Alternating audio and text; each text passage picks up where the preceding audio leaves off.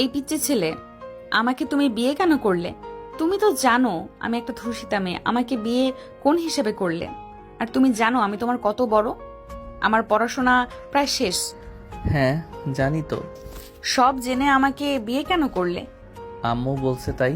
কি আম্মু বলেছে বলে আমাকে বিয়ে করবে তুমি? আম্মু যদি বিষ খাইতে বলে তো খাবে নাকি? হ্যাঁ খাবো। তুমি কি পাগল নাকি? পাগলের কি হলো? আমার আম্মু আপনার জন্য আমার সাথে কথা বলছে। আপনি জানেন আমার আম্মু আমার সাথে তেমন কথা বলে না, আমাকে দেখলেও ইগনোর করে চলে যায়। সেখানে আপনার জন্য সেই আমার সাথে কথা বলছে। আমি তো আমার আম্মুকে অনেক ভালোবাসি, সেই আমাকে নিজের মুখে বলেছে আর আমি তার কথার অবাধ্য হব, এইটা হতে পারে না। তোমার বয়স কত? 18 পড়ছে। আমার এখন কান্না আসছে। আমার বয়স কত জানো? না জানালে কিভাবে জানবো? আমার বয়স 25। ও বেশি বড় না, 7 বছরের, এইটা কোনো ব্যাপার না। 7 বছরের বড়, তাও বলে বেশি বড় না। আসলেই একটা সাইকো। নদী রেগে খাটে শুয়ে পড়ল। অয়ন মনে মনে ভাবতে লাগলো, আম্মু আমাকে বলল ওনাকে বিয়ে করতে। আমার এত খুশি লাগছে। আম্মু যদি আবারও আমার সাথে একটু কথা বলতো।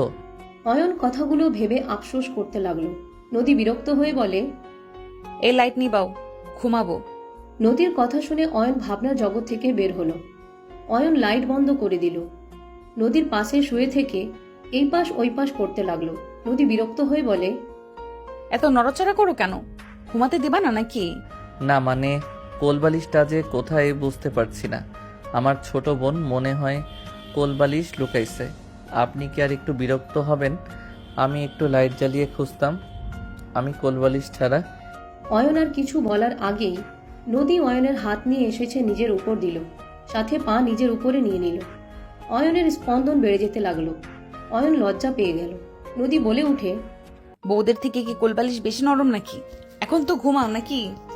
নদীর কথায় লজ্জায় বলে ওঠে, ইয়ে মানে আমার খুব শরম লাগছে। তুমি কি মেয়ে নাকি? এই না না, আমি মেয়ে কেন হব?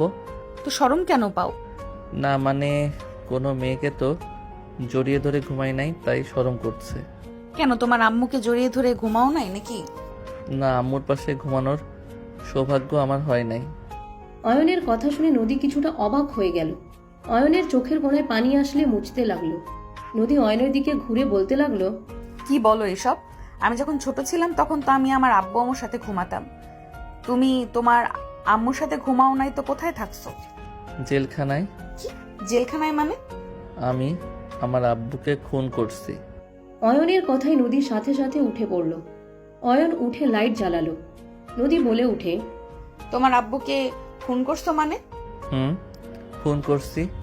আমার আব্বু আম্মুকে মেরে ফেলতে নিয়েছিল। আম্মুকে বাঁচাতে আমি আব্বুর মাথায় বাড়ি মারলে আব্বু মারা যায়। তারপর আমি জেলে যাই। 3 বছর আগে আমি জেল থেকে ছাড়া পেয়েছি। বাবা মায়ের মাঝে ঝামেলা হবেই, তাই বলে তুমি সন্তান হয়ে কিভাবে বাবাকে মারলে? আল্লাহ জানে তুমি রাগের মাথায় আমাকে না মেরে ফেলো। অয়ন নদীর কথা শুনে খারাপ লাগলে অয়ন খাট থেকে উঠে মুখে হাসি রেখে বলে, আপনার থেকে আমি দূরে থাকবো। খুন মানুষ তো কখন কি করে বসি বলা যায় না। অয়ন কথাগুলো বলে বালিশ নিচে ফেলে শুয়ে পড়ল। নদী অয়নের দিকে তাকিয়ে থাকতে লাগলো। অয়ন চোখ বন্ধ করে শুয়ে থাকলে নদী লাইট অফ করে দিল। অফ করে আস্তে আস্তে খাট থেকে নেমে অয়নের বুকে মাথা দিয়ে শুয়ে পড়ল। অয়ন অবাক হয়ে বলে, কি হলো? আপনি আমার উপরে কেন শুয়ে পড়লেন? যান উপরে গিয়ে ঘুমান। আমি কখন কি করে ফেলবো নিজেও জানি না। তুমি তো এখন আমার হাজবেন্ড। তোমার ইচ্ছে হইলে আমাকে মারবে, ইচ্ছে হইলে আমাকে আদর করবে, এর বাইরে তো কিছু করবে না, তাই না? তুমি যেমনই হও না কেন, অতীত নিয়ে আমি কোনো কথা তুলবো না, প্রমিস। আপনি অনেক ভালো, তাই না? কোন দিক দিয়ে? জানি না, মনে হইল আপনি ভালো। ও আচ্ছা, যাও, আমার অনেক ক্লান্ত লাগছে। নদী অয়নের হাত ধরে নিজেকে জড়িয়ে নিল। অয়ন নদীকে জড়িয়ে ধরে উঠে পড়ল। কোলে তুলে সোজা নদীকে খাটে শুইয়ে দিয়ে বালিশ উপরে তুলে নদীকে জড়িয়ে ধরে ঘুমিয়ে গেল। সকালে ঘুম ভাঙলে দেখে নদী গোসল করে ড্রেসিং টেবিলের সামনে বসে থেকে হেয়ার ড্রাই করছে। অয়ন পিছন থেকে আস্তে আস্তে নদীর কাছে গিয়ে দাঁড়ালে নদী হেসে দিয়ে পিছন ঘুরে বলে, good morning husband. Good morning. মাশাআল্লাহ, আপনি তো দেখতে অনেক সুন্দর। আমাকে তোমার পছন্দ